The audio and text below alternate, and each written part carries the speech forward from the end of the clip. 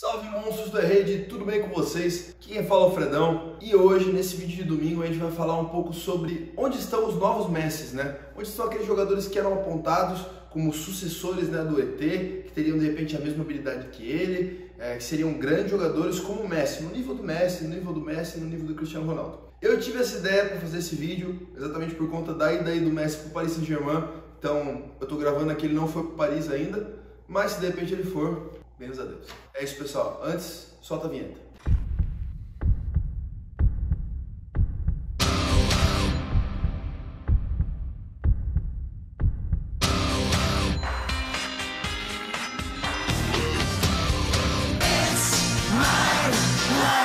Bom, galera, nessa lista eu peguei 6 jogadores, alguns deles vocês podem conhecer mais, outros vocês podem conhecer menos, mas o importante é vocês saberem quem eles são e o destino de cada um deles. Então, o primeiro deles é o cara mais conhecido provavelmente dessa lista aqui, que é o Bojan Krič, né? O cara que estreou no time principal um ano depois do Messi, ou um ano e meio, quase 2 anos mais ou menos depois do Messi. Ele chegou, o Messi já estava despontando, ele também despontou quando ele ascendeu para o time principal, era treinado pelo Guardiola, mas em pouco tempo deu BO, ele teve ótimos números, ele chegou a fazer 100 jogos pelo Barcelona, foi o jogador mais jovem a estrear na história da La Liga, com 17 anos e pouco, mas a pressão não era muito grande em cima do Bojan, então ele logo já foi convocado para a seleção espanhola, ali com 18 anos e pouco, isso em 2008, e todo mundo esperava que ele fosse o cara, que ele fosse o novo Messi realmente, tinha acabado de surgir ali o Messi, já ia ter um cara igualzinho a ele, nossa, que animal, né? Mas não foi bem isso que aconteceu. A pressão, como eu já falei, era muito grande em cima dele. E pouco tempo depois ele já ficou sumido, ele não chegou nem aí para Euro de 2008, que ele ia ser convocado lá pela Espanha. Na verdade ele chegou a ser convocado. Ele, em entrevistas, anos depois, ele falou que ele teve esse problema realmente por ser considerado o novo Messi. Ele teve essa caída na carreira dele, por ser considerado o novo Messi e por ele ter bastante ansiedade. Ele jogou depois, ele foi vendido para Roma e ele jogou ainda no, sei lá, em vários times, no Montreal Impact, jogou também no Milan.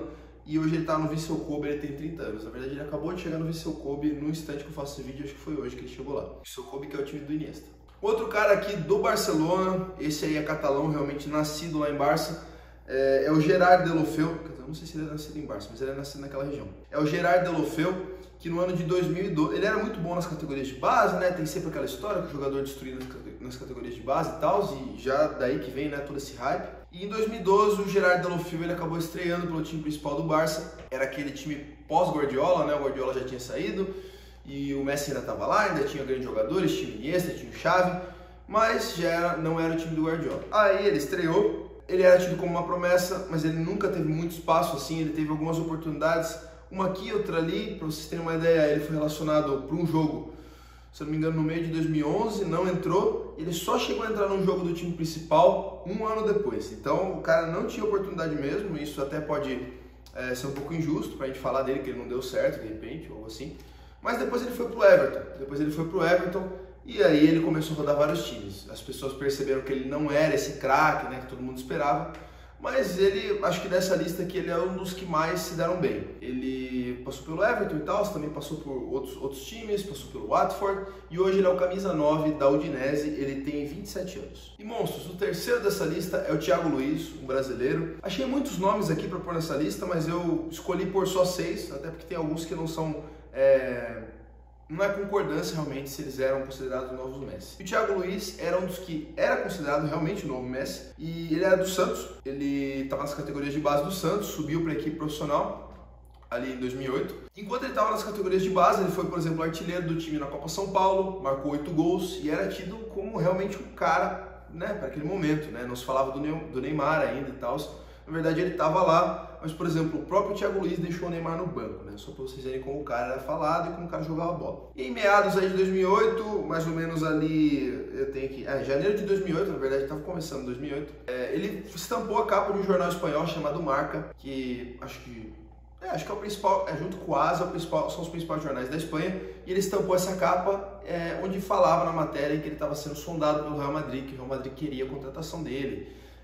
Falou muito também sobre as habilidades dele, que ele era uma grande promessa, que ele ia ser uma estrela e tal. Isso já mostrava realmente que o cara estava com uma boa visão lá fora, só que as coisas não foram bem assim. Ele continuou na equipe do Santos, seguiu no ano de 2009, se não me engano ele jogou o Paulistão, Mas aí o nível de futebol dele caiu, as coisas não eram bem assim, de repente ou ele não era assim, ou ele não foi lapidado direito, não sei. E ele acabou sendo emprestado para o União Leiria de Portugal, no mesmo ano de 2009. Ele acabou girando, foi para vários clubes. E hoje ele tem 32 anos, ainda joga futebol. Ele defende o São Bernardo do Campo, da Série A2 do Campeonato Paulista. Número 4 é um japonês, um grande jogador mesmo, gosto de ver ele jogar.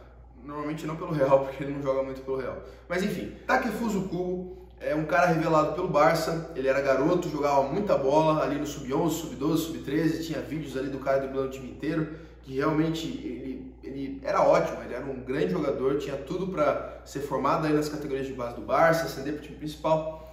Só que o Barcelona, como é que eu vou falar assim, ele não respeitou as normas de transferência internacional de menores de idade, que tem aquele negócio todo rígido, né, que você tem que esperar até uma certa idade, ou de repente tem que dar condições, né, para o menor ir para o time, estudar e tal.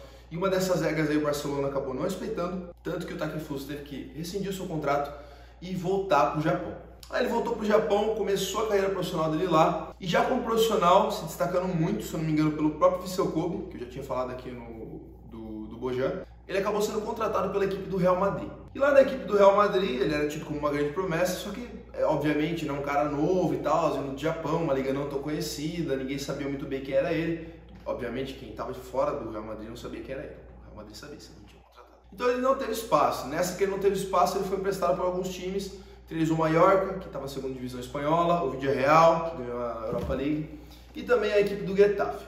E espera-se que agora, após uma ótima campanha dele nas Olimpíadas de 2021, ele possa ser sim utilizado pelo Real Madrid.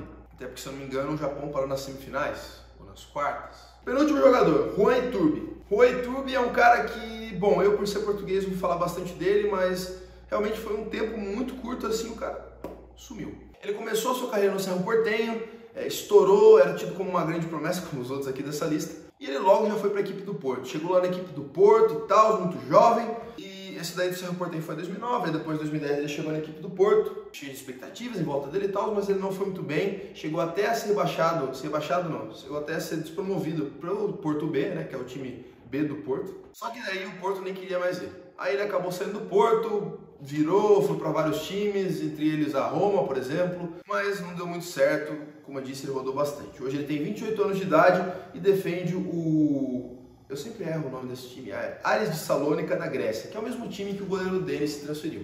O Denis que estava lá no Gil Vicente foi para esse Aris aí. E para terminar aqui essa lista, bora falar de um cara que, bom, não é tão famoso, mas a gente, por ser aqui do Brasil, conhece bem o De Federico, meu xará, né? Frederico, né? E ele era o De Federico. O De Federico, ele estreou no time profissional, na verdade, em 2007, com a cor do Huracan, com as cores do Huracan. O Huracan que é um time mais ou menos lá da Argentina, um time médio para pequeno, mas às vezes dá aqueles seus pulos, né? É tipo como aqueles outros times, né? O Racing, o Vélez, são times que às vezes, né, dão aquele pulo, e ele era considerado uma grande promessa, até que a coisa ficou bem melhor para ele quando no ano de 2008 por aí, 2008, ele foi vice-campeão do torneio Clausura, né, com a equipe do Huracan, e nessa altura ele jogava lá com o Javier Pastore, que também chegou a fazer sucesso, até na seleção argentina uns anos depois, e ele fazia uma ótima dupla ali com o Javier Pastore.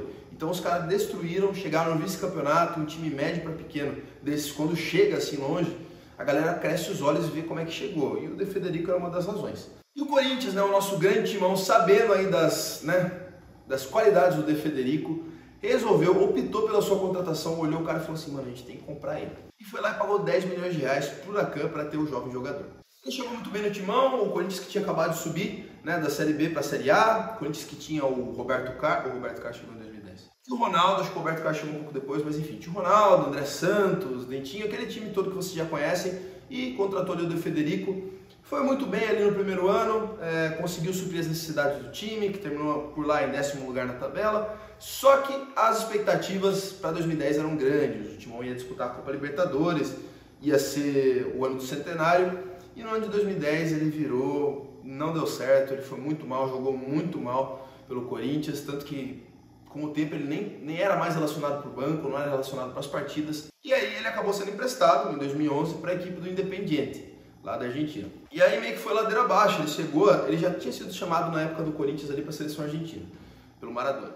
Depois ele chegou a ser chamado na época do Independiente também e tal, mas depois descambou tudo, ele passou por uns times meio aleatórios, assim, e notícia que se tinha sobre ele é que ele jogava no Agropecuário, que é um time da segunda divisão argentina, mas no começo do ano de 2021 ele acabou anunciando a saída do time e ele se aposentou. Ele se aposentou com 31 anos de idade apenas, mas ele terminou muito cedo a carreira, podia ter continuado, podia realmente talvez ter dado a volta por cima, né? Enfim, essa é a lista para vocês saberem onde estão as antigas promessas, né? Os considerados novos Messi. Espero que vocês tenham curtido, curtam o vídeo, se inscrevam no canal, ativem os sininhos, sigam a gente nas nossas redes sociais, né?